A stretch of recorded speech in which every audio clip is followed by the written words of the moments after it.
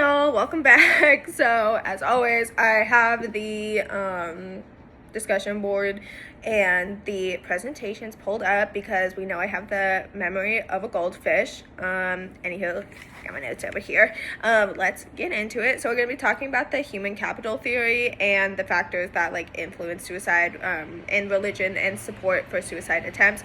I have my window open. Sorry if that brings in extra noises. I just got 2 new kittens and they are a lot. So, or not 2 new ones, 1 new one. Aside the point. Anyway, let's talk about the human capital theory. So, I'm going to talk about 2 key takeaways and then a question from each presentation. So, for the first takeaway that I have is education is more important than work ethic. And although this wasn't written nowadays, I think that can also be what's that called?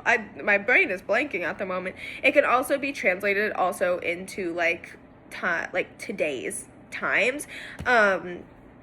Talking more about the presentation within the Protestant regions, they were more successful whenever literacy was included. It drove for more economic success, economic growth, and the main thing that I looked at it was the skills and educations are more important and in a way more measurable to see the effects of it, and it really shows that with the education and the skills, it has a stronger impact than culture and belief, just alone.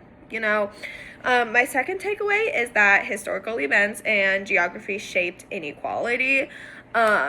I think that applies literally everywhere. It can show that one small thing can shape centuries and centuries worth of things. We've seen that across all of the planet, especially leading it back to nowadays. We're gonna see the effects of everything within the past 10 years. We're gonna see the effects for the rest of our lives. Going back once again to the presentation, so it was closer to, I wrote it down, Wittenberg. I think that's what it was. The things that were closer to Wittenberg led to more schools, higher literacy, and better economic development. So it really shows that one thing can really shape how the future is made. The question that I have, let me pull it up so I can make sure that I am actually reading it correctly. I'm switching it over. Sorry about that. I'm going to answer Jeremy's question. Jeremy, hold on, scrolling back down, it's a little slow, wrote that Max Weber argued that a Protestant work ethic explained Protestant economic success. However, when literacy is considered, the economic gap between Protestants and Catholic disappears. The question, does this mean that education and skills are more important for prosperity than attitudes about work ethic? More about work. But I translated that into work ethic. I think, yes, that the work ethic is, or the education and skills are way more important than work ethic. They obviously can work hand in hand, but data shows that people with better educations are gonna get better jobs. You can see that in today, that you can have great work ethic, but if you don't have the proper degree, you can't have that job. So I guess a personal example is if I wanted to go into psychology with my BS, BA, I'm gonna be honest, I don't know which one I have. Pretty sure I have a BA. I can't just use my BA psychology and say BA degree and say that I have the work ethic, I can do this, but not have the proper follow-up education of a master's or a doctoral. So I think that education and skills are way more important. Once again, my boyfriend, he is in HVAC. He's only been in there for a year. And although he has the work ethic to keep learning new things until he learns those new skills, it's you gotta have the education and the skills to succeed, Anyhow, let's go on to the second presentation, which was about religion and support for suicide attacks. My first takeaway was that my cat's coming. Say hi. His name is Frank.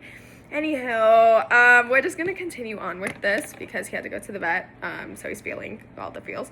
Anyhow, my first takeaway is that group involvement matters over like personal belief. Basically saying that like attendance for these gatherings had a higher support versus people who had just like personal prayer. Okay, buddy, you're getting a little too sorry about that. I got a phone call. Anywho, I'm back. So basically what I was saying is that group participation really predicts like how much support you have towards like suicide attacks, and basically saying that like the involvement that you have matters, and the attendance that you like have given is like really influential towards the support that you have, which kind of like leads into my second takeaway, which is that religious gatherings strengthen like a group's bond, because like obviously we know that like connection and communicating, or not connection, but like community is really important for pretty much everybody, but with that being said, that like having that bond and that increase, it really like can strengthen extreme behavior in like some way, because you have that strong like group bond, and even then having that extreme bond can lead to extreme behavior, which then can also lead to extreme sacrifices. So I thought that was really interesting. Basically my whole takeaway from that is that the social influence is really strong, and like any social influence is going to be like really strong, because even in like everyday life, even if it's not like a religious thing, your social involvement influences like who you are as a person, what you believe in, and all of that jazz. So let me go to the discussion questions. I was going to do question 2. After hearing about study 3, what do you think makes the synagogue primed group more likely to support suicide attacks? So basically saying that when you have like within a group setting, and your identity, whenever you're in that group setting, it like creates a thing of like increased like loyalty in a way. And like even I wrote down the statistics because I thought it was interesting, saying that 23% of the synagogue supported it, and then 6% of prayer primed group did not support it. And then I make sure I'm not missing anything of any of the questions that I need to answer. Okay, I don't. Basically saying that